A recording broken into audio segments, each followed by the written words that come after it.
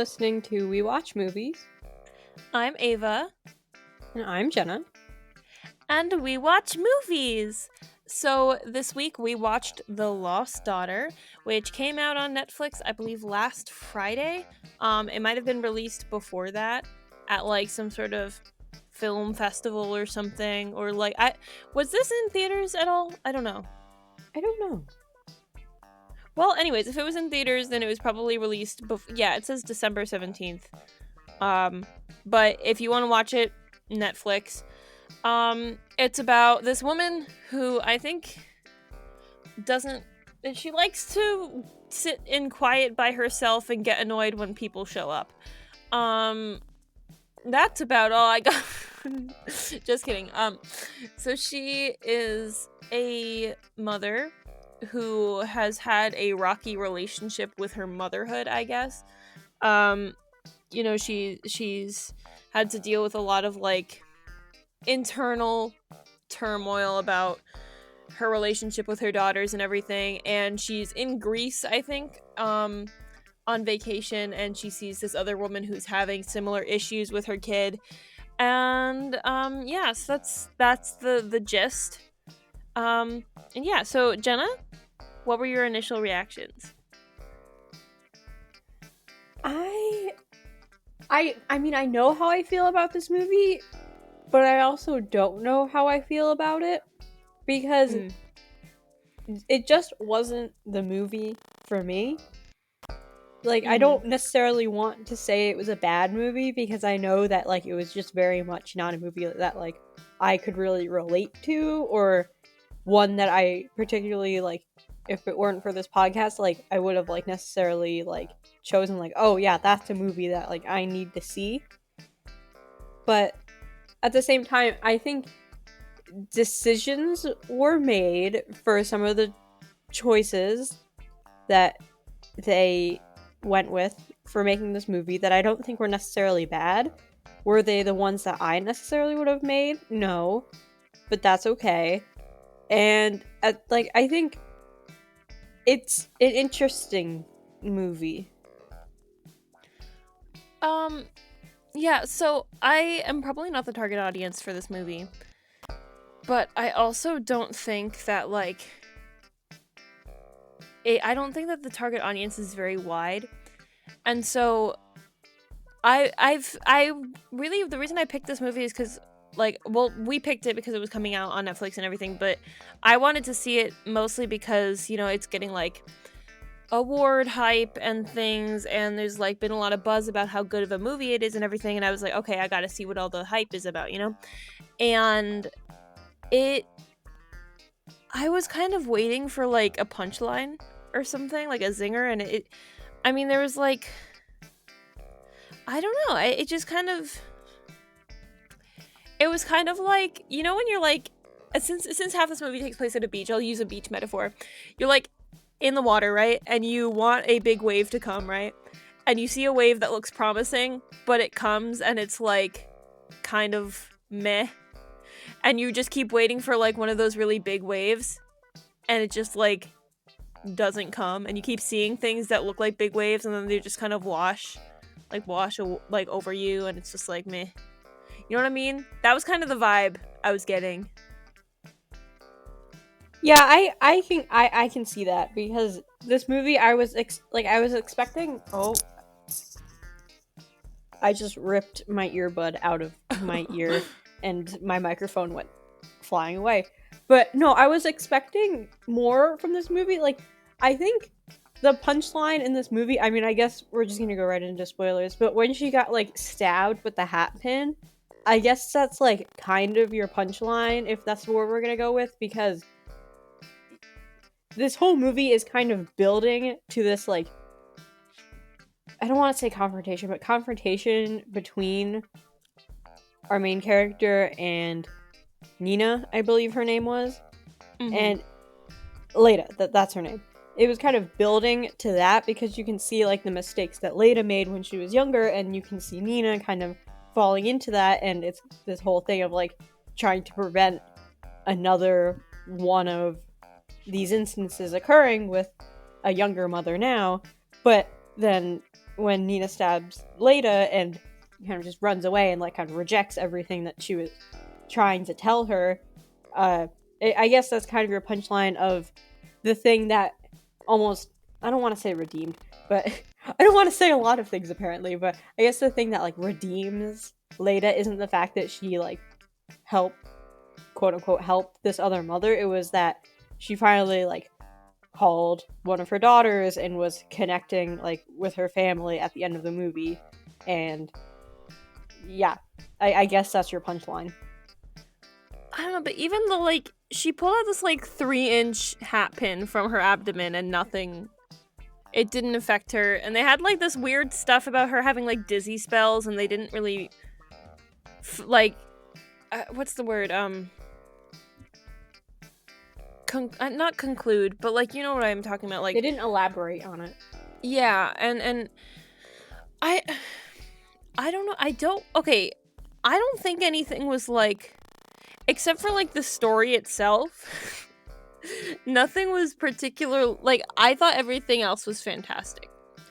I was just missing something in the plot, because like, I don't know, I was kind of getting, I'm probably, maybe I missed something because of my youth or whatever, and I just don't understand because I'm not a mother.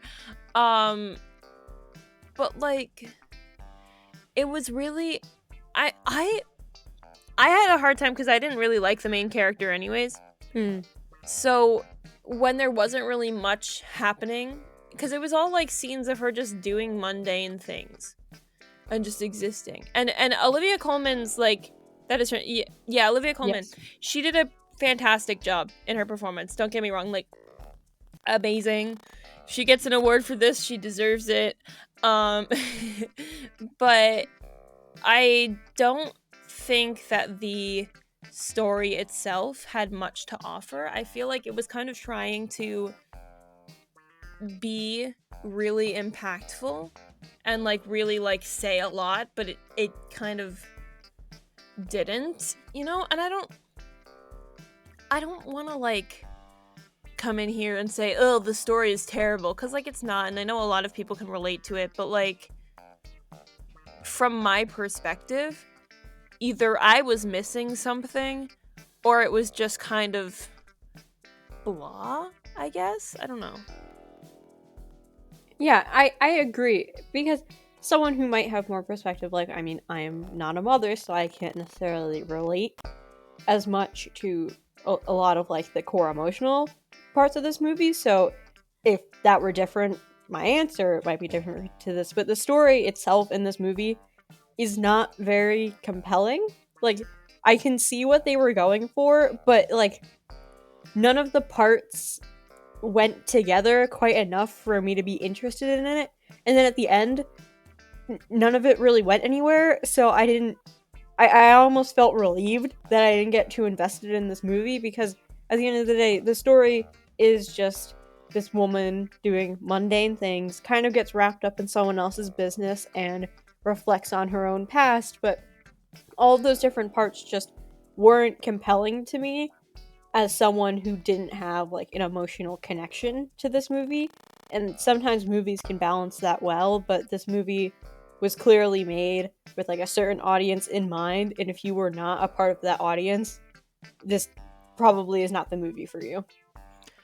I have a teensy bit of a theory that a lot of the rave reviews from critics and everything is just because it fits a formula of like Oscar bait, you know. It's like, it's got this like emotional performance, and it's like an indie production or whatever. It's like scaled back, and it's supposed to be really raw. Because like if you look at like the numbers of so critics, if you look at Rotten Tomatoes, critics gave this a 95, which I disagree with. But if you look at and then that's with okay, so according to Rotten Tomatoes, it says 173 reviews, 75%. The audience score is 44% with 500 plus ratings. Google has 54% of people liking it with a 2.3 stars. So like, it's, the critics raved about it and audiences felt like we did. you know? And I don't know if that's because it was like, it just seemed like something that critics would like, and they just decided that they should like it, or if audiences are just like not evolved enough.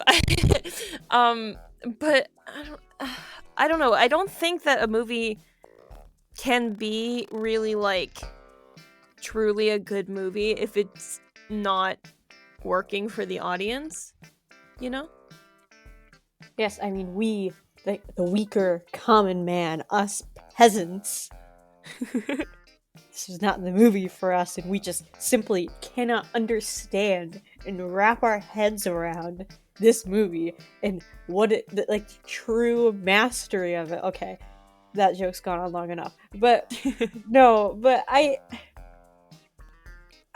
don't know, it had good elements of it, but also we're a movie review podcast, so we're also more inclined to look at the performance and like the direction and all of those elements. So if you're just like a regular audience, like, I want to be entertained, I want to feel something. I just want to feel something. Yes. I really didn't. I just felt an obligation to finish this movie, which I wouldn't have even felt if I wasn't recording this with you. I probably wouldn't have finished this movie. Actually, that's a lie. I tend to make myself finish things because I don't like leaving things undone, but that's neither here nor there. But there wasn't anything like connecting me to this movie, and I didn't care. You know, I've seen a lot of movies, mostly for this podcast, that have done like movies that have done like family stuff or like weird strained relationship things, you know, and we've seen stuff like that before, and we've seen stuff like that that's been able to hold my attention way better than this movie did. And like, I don't know, I see a lot of the reason why I don't like things is when I don't like the main character. If I can't connect to the main character, it's kind of a lost cause for me. And this woman, she bothered me. Like for so many different like small reasons. Like she would just be going about her day and she would just do things that irked me.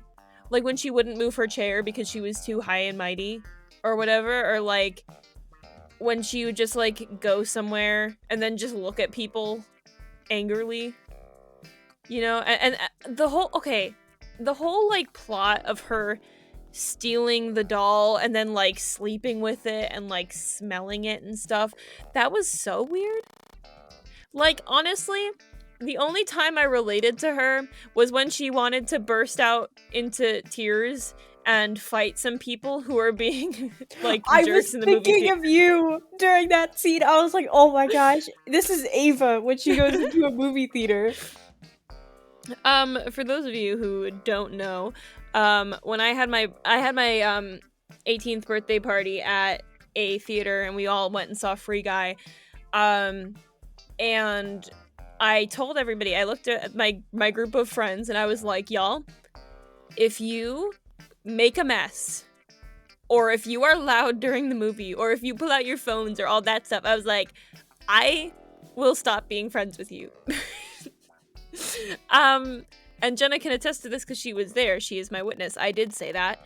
And I firmly believe that how you behave in a movie theater says a lot about the kind of person you are. And so that bit of her character breakdown was 100% justified, and I'll stand by that. Also, another thing about her character, it was really weird because, like, every other character in this movie, like, in some way, like, fell in love with her and thought she was, like, amazing and was always complimenting her. And I'm like, fair. I'm not saying she can't be any of those things, but it was literally every character, and it got brought up in, like, every conversation with them. And I was like, you barely know her. Like, it was just a weird thing in this movie that just stuck out to me, probably more than it should have. And just, I just didn't get the purpose of that. Like, it just felt out of place. She gave me very, like, judgy, thinks she's the cool teacher vibes. Like, you know when you have those teachers that like are quote unquote nice, but they also give off really bad vibes and they're just weird. Like, that's probably how she is in a classroom, you know? She like thinks she's like super nice, but then she'll like say weird things. Like, she probably teaches Sunday school or something. Yeah, I can think of a name for that. But I don't know. I didn't like her. I thought that she was weird. I thought that some of her behavior was not explained well enough for me to get behind it. I don't know. And she like had these weird dizzy spells, and like she'd be like just behaving weirdly in social interactions, and she like that whole doll thing. I don't get it. I don't like it. Weird. And then she like and then she got all sorry for herself when the family got mad at her for stealing their property and stuff, and all this stuff, and I couldn't get behind her. I didn't like her, and I didn't understand her, and I didn't really care, because also like, I mean, okay, so she had a strained relationship with her daughters, and she walked out on them for 3 years. And I did think it was interesting that this movie was showing that perspective, I guess, because we don't normally get a protagonist who has done that. We normally get villains who have done that, or like protagonists with daddy issues or mommy issues because of that. But we never really get the protagonist side of that. And like, but even that wasn't like completely fulfilled, I guess. It was only like 3 years is a long time, but it wasn't like it was forever or anything. And so that I don't know, I didn't think we got much payoff with her character, and I didn't feel very sympathetic for her, you know? Yeah, it was just, I'm trying to think of why perhaps they wouldn't necessarily show us the fallout of that, because they show us her leaving. Mm-hmm. Which is as far as they go in her past. But then you see her in the present, and she has a relationship like with her daughters and her family in some capacity that is generally shown like off screen or through dialogue. So I wish we had gotten like one scene where we kind of see like her after she comes back. I feel like that would have helped her character more, or like, I don't know. I mean, I guess if you're trying to bring the past and the present together full circle, it works to have the moment you stop seeing her in the past be when she leaves. But I don't know. There was just choices made in like the characterization and just the information they gave the audience that just didn't line up. Something about the writing just didn't work for me. I definitely thought that her having rebuilt a sort of relationship with her daughters took out a lot of the significance of her calling them at the end.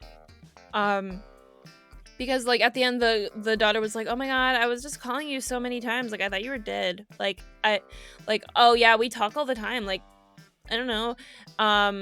Like that was kind of the vibes I was getting from her from what she said. And it was weird because like that was supposed to be a super significant moment, like, oh my god, she's finally talking to her kid. But like they weren't estranged at that point. Like I feel like it would have been more significant if she was still separated from her kids, maybe. When she finally tried to reconnect with them at the end. But I don't know. I couldn't get behind her. And then they had like the whole weird family of supporting characters, which they didn't fully develop either. And they put like random little tidbits every once in a while that didn't really get any payoff either. Like the tension in Nina and Tony's relationship that never amounted to much, and all this stuff. And I don't know. There was I guess poor characterization is the main problem I was getting from this, especially in the sense that well, sorry, especially since it's a movie centered around characters and how characters are feeling, and the conflict is very much internal within the characters. I was disappointed by the characterization. I feel like they knew what they wanted to do, but they didn't have enough for it to be as long as they wanted it. So they just threw in all these other things and they happened, but they had like no purpose for the story. Like you could take out so much of this movie and you would still have all the main points and you would still understand everything, but you could remove entire characters and virtually nothing would be different. Yeah, do you know how many scenes we got of like her like eating? Or like there was this one scene when she just like walked up to a car and was like, "Oh, I thought this was my car, but it's not. Oopsies, bye." And like just these like random little bits of her just existing and doing like random things that didn't contribute anything to the plot whatsoever. That could have easily been cut out, because this movie was pretty long. I mean, this movie could have been like 145 at least. You know? Yeah. And also there was that whole like building of tension about how the family that she meets, they're not good people, they're bad, they're shady, they have other things going on. And that went nowhere. Like you talking about the scene where she goes to the wrong car, like the only thing that built to was her getting stabbed with the hairpin, but you didn't need all of that to happen anyway. If anything, it would have been better if they hadn't brought up all this stuff about the family. Like, it's just, I don't get why they did the things they did, and I've just been thinking about it, trying to make some connection or as to how it relates to its themes, but for the most part, I can't, because it bothers me. See, I'm not sure if Maggie Gyllenhaal has ever written anything before. Because I know this is her directorial debut. I don't know if it's her, like, writorial debut, but, she... I know she was an actress originally, so she, like, knows the situation going on in Hollywood, and then she, like, decides, oh yeah, I want to start directing now. I'm gonna make my own thing. And like kudos to her, and kudos to her for telling like a different story, I guess. I just feel like maybe it was literally only the writing that I had issues with. That was my only problem with this movie, because like if this had like a banger script, it like kept the cast, you know, if it kept Olivia Colman's fantastic performance, if it kept like the really nice production design, because it was very pretty to look at, the cinematography was great, all of this stuff, if it kept all of that but just had like a much better script, like something that could grab my attention better, that used its characters better and everything, if it had that, I feel like it would have deserved its 95%. Yeah, I don't know. I was expecting more from this movie just by how much people were talking about it, and I can see some of the reason why they're talking about it. But overall, I don't think it's not a movie I'm ever going to think about again, or like, I don't know, like once I'm done with it for this podcast, I'll forget about it. Yeah, I don't think that there are any like, I don't think it deserves any buzz except for just the fact that Olivia Colman is great in this movie. But like even then, she could have been better if she had a better like role. You know what I mean? Like if she not role, like not a new character, but like if she had better writing, her performance would have been even more stellar. I guess it was kind of the same situation with like Malcolm and Marie.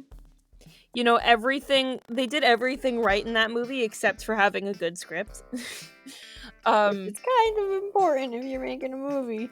I mean, yeah, but like, like with them, if they had like a way better script and had written Malcolm and Marie to be like fantastic, super engaging, really fulfilling and everything, then the already fantastic performances of Zendaya and who was the who played Malcolm?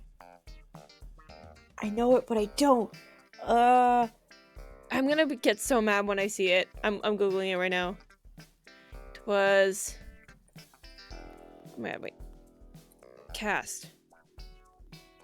John David Washington. I almost said Denzel I knew there was Washington. Washington in the name. I couldn't think of the rest of it. I was about to say Denzel Washington. It was not.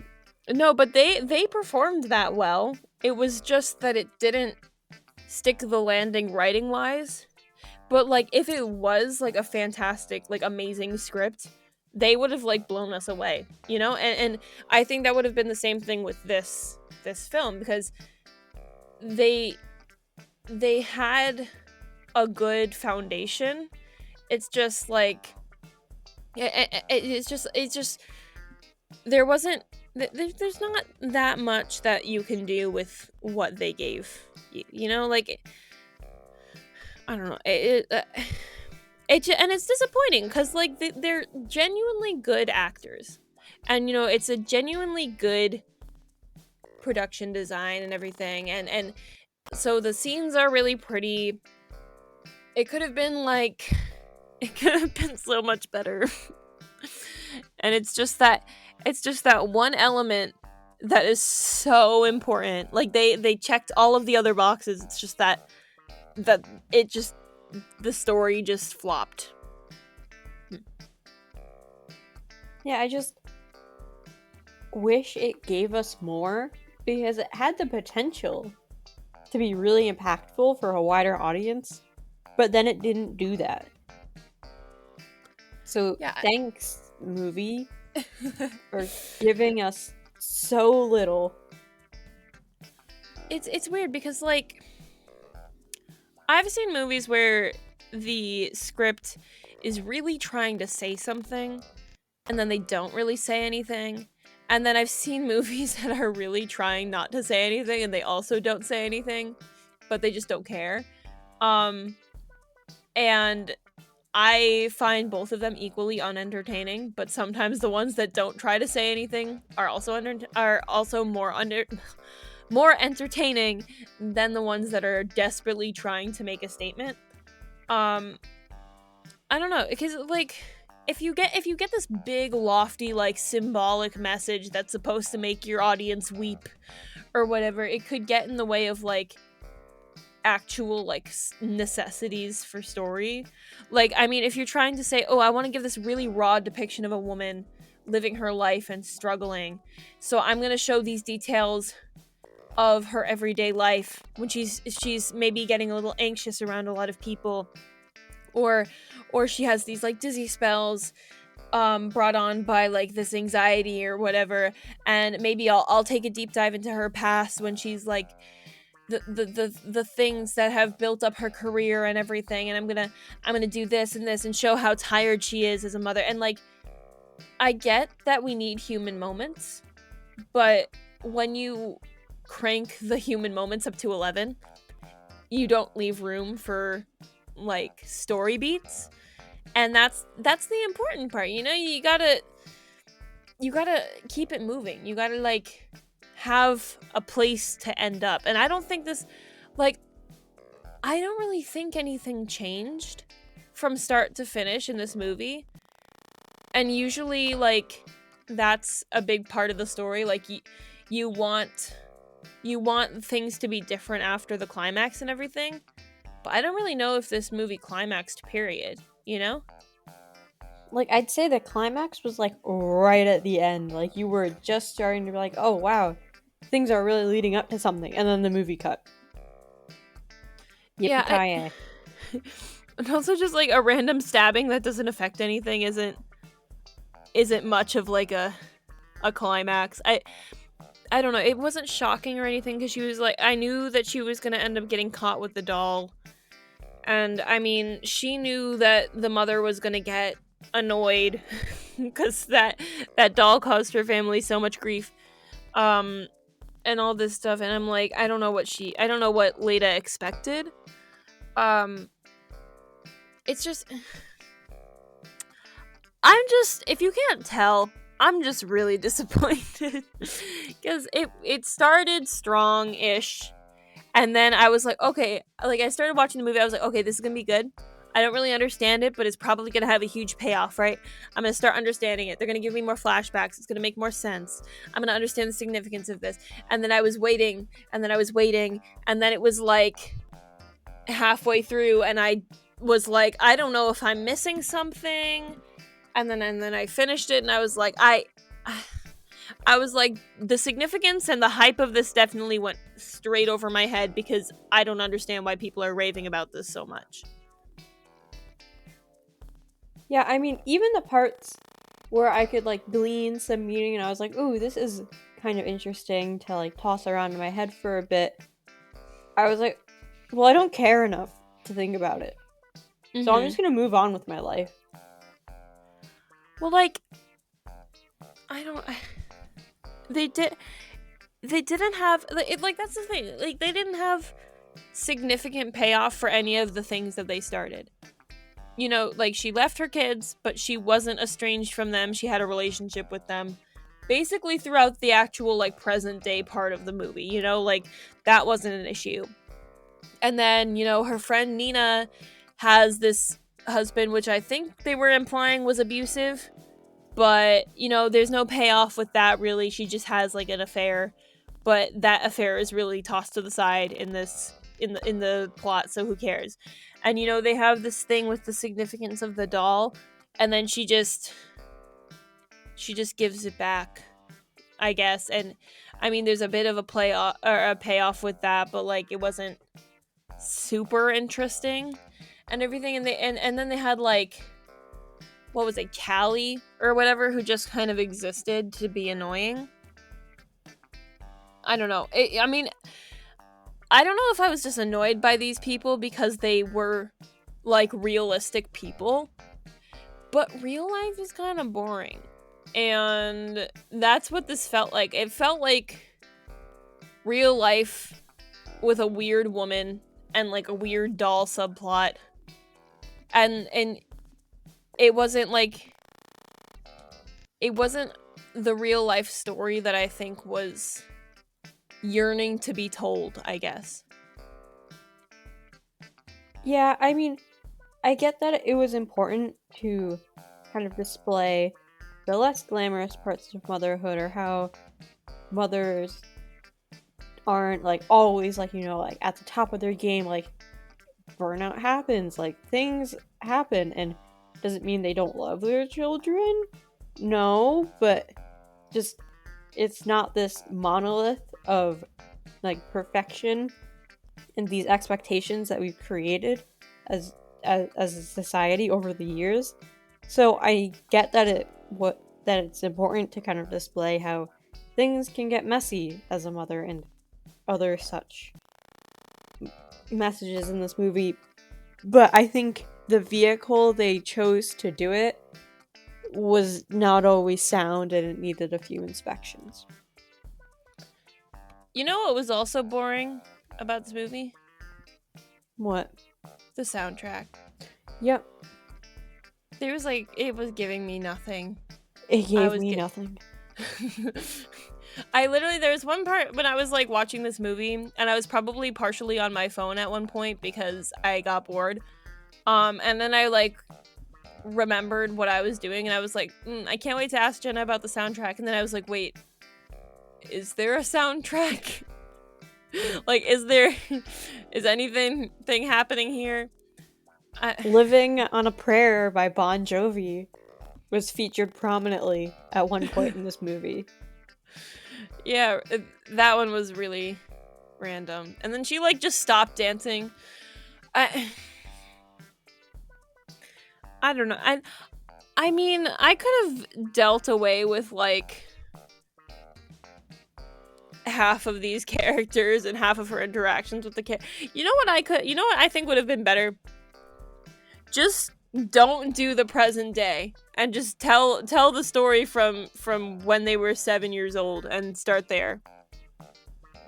And then, like, maybe do a time jump to when she comes back to her kids. You know? Yeah. Yeah, I honestly think if they had just gone without older Leda. Just do her when her kids are little. And then, if anything, flip back and forth between her coming, like, start the movie off with her coming back and flipping back and forth between her coming back and rebuilding a relationship with her kids and showing us what it was like before she left. I think that would have been more interesting. Or at least that's what, having seen what they gave us, I think I'd rather seen that. I would have also rather seen that. Like, literally, I feel like it would be more interesting to watch her relationship with her kids fall apart and then watch her come back after being estranged for a period of time and try to rebuild it. That would have been a better flip-flop than flipping from her relationship with her family falling apart and her on holiday by herself being weird. You know, like, it was just kind of, it could have been better. It could have been way more interesting if they did that story than this story. Them's the facts, according to us. So, not the facts, just a totally subjective take by two YouTubers.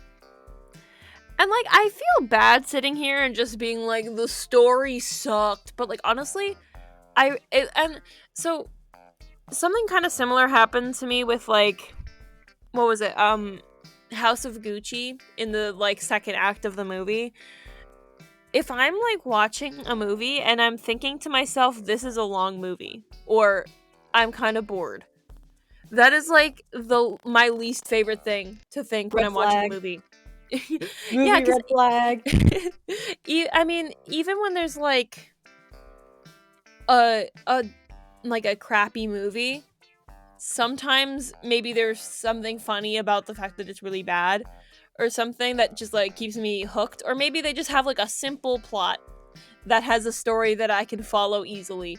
But like, if it's just kind of either the same thing over and over again or just mundane stuff, I'm just sitting there, I'm like, is this long, or is it just me? Like, am I just uninterested in the topic, or is it a boring plot? I can't really tell. And like I said, with like House of Gucci, I remember going into it and it was kind of similar for this, except I lost interest in this movie way faster. But at the beginning of the movie, like, the first act of House of Gucci was like really good, and I thought there was a lot of chemistry. It was paced really well. And then it got into the second act, and I was like, this is kind of the same thing over and over again, and they're all just annoyed at each other, and yeah. And it just, like, I don't know, it's just always disappointing when the second act is worse than the first act, because, you know, like, that's when you start to, like, lose interest, and you need something that'll keep your interest peaked. Because it's like, if you remember, like, in, like, what, like, 7th grade English, or just, like, general middle school English, when you were looking at those, like, plot arcs, and it looked kind of like a roller coaster hill, you want to keep going up to the climax, you know? You don't want to, like, plateau and then call one of those points on the plateau a climax, like. Or you don't want a straight line with, like, maybe a little bump in the road every now and then to really spice things up. And then you call, like, one little point at the end of the line your climax, like, look, we got there, we did it. Just called a road with some potholes. A cracked sidewalk. I mean, sometimes a movie can pull it off. Like, I'm not saying you can never have a movie with very little plot and it can still be good, but that wasn't the case with this movie. Yeah, no, I honestly, I might kind of disagree with you there. I don't know about, like, you can have a simple plot, you can have a pared down plot, but, like, you need to have Yeah, that's plot. what I mean. Okay, yeah, because, like, I don't know, I remember, like, I've seen mundane movies that I've liked. I mean, like, I remember we watched, like, what was it, Life Ahead or something? Yeah. That was, like, a good movie. It wasn't my favorite in the world, but also I'm not, like, super into the super chill movies and whatever. Um, but that was good. It had a plot I could follow. It was like interesting and everything. It had characters that I liked. And then you have like this one, and it's like I couldn't really tell you how she's developed as a character. I can't tell you what point was the climax. I can't it's giving me nothing. Yeah. I wanted so much more from this movie, and it didn't give it. And it's so disappointing to be hearing all these things about this movie, and then to just have so little of an emotional response to it. Like, I can't even say that I hated this movie, because I don't hate it. It's just, I feel nothing towards it. And if anything, that's worse, because, you can make something out of hatred for a movie. You can't make anything out of apathy. It just exists. Yeah, if this movie gets nominated for anything, I will only accept if it's for Olivia Colman's performance. Like, that is the only thing that I think deserves any recognition. Well, I mean, actually, no, because I do think that it would, like I said, it's pretty. It's pretty to look at. I liked looking at it. I didn't like watching it. You know what I mean? Yeah. So like the cinematography was nice. The set design and location scouting was cool. But yeah, so like the locations and the setting, the cinematography, and Olivia Colman, I liked that. Everything else, bleh. Yeah. Well, actually, no, the other actors were fine, but like, just fine, Like, the actual story. They didn't have enough to leave an impression, so they get, they don't get much. Yeah.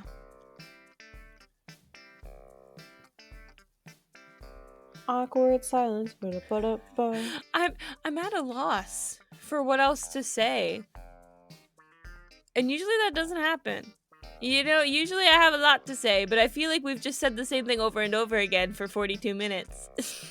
Well, let's change the subject. So, Ava, you, how are you doing? I was stalking Oscar nom-predictions again earlier. I just figured you lived in a constant state of doing so. I was looking at different sources instead of just like the Variety one. I like the Variety one because of the way that they present their table. But I was looking at like Gold Derby, and I looked at the Hollywood Report. Hollywood Report had a lot of high rankings for like West Side Story, which was cool. I haven't really seen many of the other movies that are like in the Oscar talks, but like definitely that one, definitely like that one. And then I looked at, what was it, Gold Derby or something, Golden Derby, I don't know. But I was looking at the different categories for the different predictions, right? And I was looking at the experts' predictions, and they all have like, they list a few out, right? And you can put like your comments under their rankings if you want. And I saw this one person. None of them had comments, except a few of them had one comment, and it was copy and pasted by the same person, because they went through this was Best Supporting Actor, and they went through for every expert who put Mike Feist on their list and copy and pasted that, "I'm so glad you put Mike Feist on the list. He deserves it." Like, verbatim, every single person who put him on. And I thought that was hilarious. I was like, I agree with you, but damn. Just the dedication. You haven't even gone that far yet, Ava. I know. I mean, he's the only person that I've like verbally endorsed so far, except for Ariana DeBose. She's great. But like, I haven't really seen many of the other performances, so I can't like commend or condemn them, you know what I mean? But like, I just thought that was really funny, because I'm like, it would be his fans that would do that, Do we have a date for when we get the Oscar nominations? I think that voting ends either early February or late January. So we probably won't get it until early February. I've just been stalking the predictions because I want to see like how things change. I haven't been stalking Variety as much, like I said, because they haven't updated it.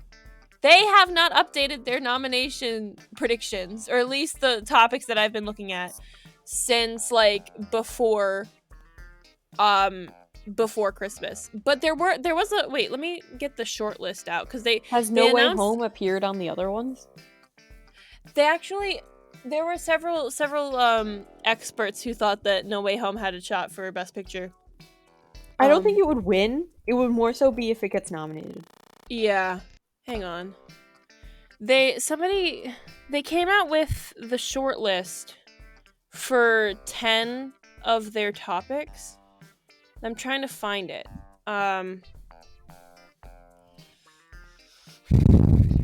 Because I didn't know that they came out with a short list. Okay, here it is. So they did 10 categories. It says we'll redirect you back to your article in 5 seconds. 1, 2, I'm counting. 4, 5. Okay. So, short list. They had both music awards, widowed down to 15 contestants, or 15 contenders. They had animated, documentary, and live action shorts. They had best makeup and hairstyling, best sound, and best visual effects. And I think they also had international film, documentary film, and then I think maybe adapted screenplay and regulars or original screenplay. So they have the short list for different ones. Yeah, they have documentary feature, documentary short, international feature, makeup and hairstyling, music score, music song, animated short, live action short, sound, visual effects. Is that it? I swear they had other ones. That's weird. Anyways, are you interested in hearing the shortlist for any of those in particular? I can look up the website. What is the website? I will look at them. Oh, I was looking at Gold Derby for that one.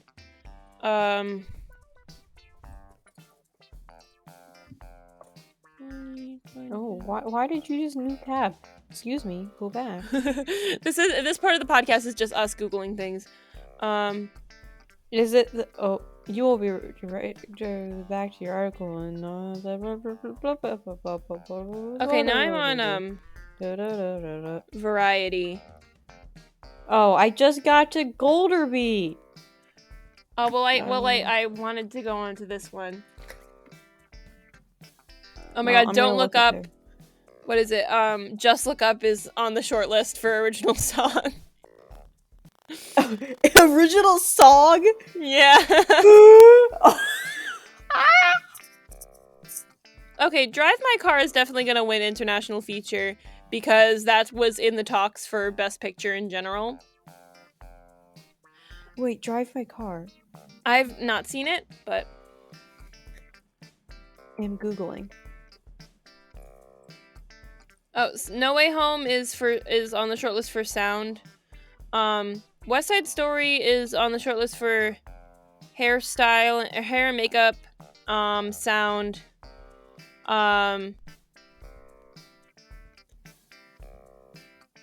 Else. I think it was I don't know. And then what else? Oh yeah, VFX is cool because it has four Marvel movies. All 4 Marvel movies have been nominated for Best Visual Effects. And then also Free Guy. Free Guy was nice. Dune 2 is on there. Yeah. I kind of want Eternals to win that one though. Eternals was really, really pretty to look at. I forgot that we watched Godzilla vs. Kong. That one. That was also another movie that gave me absolutely nothing. But it had big explosions though. Okay, so I haven't seen all the ones for original score, and I tend to not listen to scores unless I've seen the movie, but I'll probably but generally when they announce the Oscars, I do go and listen to them. So a lot of these are movies that I wanted to see, like Encanto, French Dispatch, Green Knight. What are the other ones? Power of the Dog and Tragedy of Macbeth. Like those are all ones that I've been meaning to see, but I haven't. But of course, the two big Hans Zimmer scores of this year are both nominated, and I haven't listened to the one for No Time to Die. Which is interesting because I've seen Dune show up more than No Time to Die, but you would expect uh the James Bond one to show up more on other lists. Which honestly, the Dune score was meh. I mean, there were interesting parts of it, but honestly, I don't necessarily think it was Oscar worthy. It fit in the context of the movie, and it was fine, but it could have been better. I think I would have liked to see a different composer give it a shot. Also, what original score in Don't Look Up? Excuse me? Anyway. Wait, Don't Look Up was not... Okay. Music, original score, Don't Look Up. Well, we've made it to... We've spent this amount of time blabbing or whatever, and have made it to our 50-minute mark, so I think we can wrap it up now. Apologies if this episode was boring because we said the same thing over and over again, but that is kind of similar to the experience that we had while watching this movie. So if you like us, come back next week. We will be watching another movie, to be determined. We post a new episode every Friday, so make sure to subscribe or follow us on whatever platform you're on. If you are on YouTube and you want to like and comment and share with your friends, that'd be super awesome.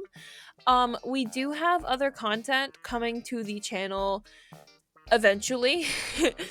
So if you want to either see our faces or stay tuned for certain projects that we're working on, definitely subscribe so you don't miss anything. That's pretty cool. It does help us out a lot, and it makes us happy, and we love it when you do that, so please. And you can follow us on Twitter, oh my god, Twitter, Instagram, and TikTok in the description. And yeah, so we'll see you guys next week. Jenna, anything to add? Go girl, give us absolutely nothing. Okay, bye!